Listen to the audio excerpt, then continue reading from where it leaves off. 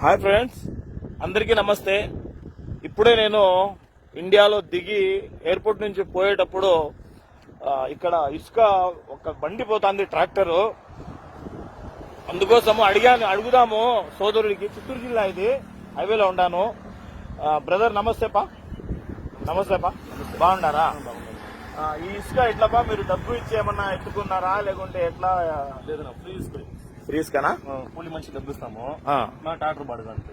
Okay, ₹1 ఎవరు కట్టేది లేదు. ఎవరు కట్టేది లేదు. ఫ్రీగానే కొడతాము. ఎవరైనా కానీ ఆడైనా కానీ ఫ్రీగానే పెడతాం. ఎలా ఉంది బా ఈ కొత్త ప్రభుత్వ ఇసుక విధానం ఎలా ఉంది మీ మాటల్లో?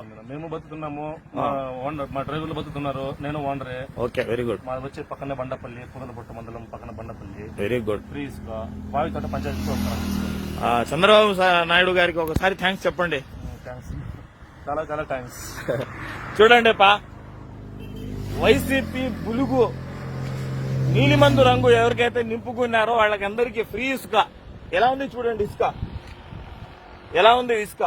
ఇంకా ఇంతకంటే సాక్ష్యం కావాలనా? ట్రాక్టర్ సోదరుడు ఫ్రీగా ఇసుక ఎత్తుకొని వస్తా ఉన్నాడు, మీరేమో ఇసుకకు డబ్బు ఇస్తా ఉన్నారు, ఇది అది అని చెప్పి గబ్బు పట్టిస్తా ఉన్నారు.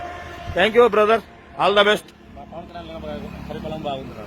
డిప్యూటీ సీఎం ఇప్పుడే అక్కడే పవన్ కళ్యాణ్ గారిని చూసి వస్తా ఉండ. పిఠాపురంలో మీటింగ్ జరుగుతా ఉంది.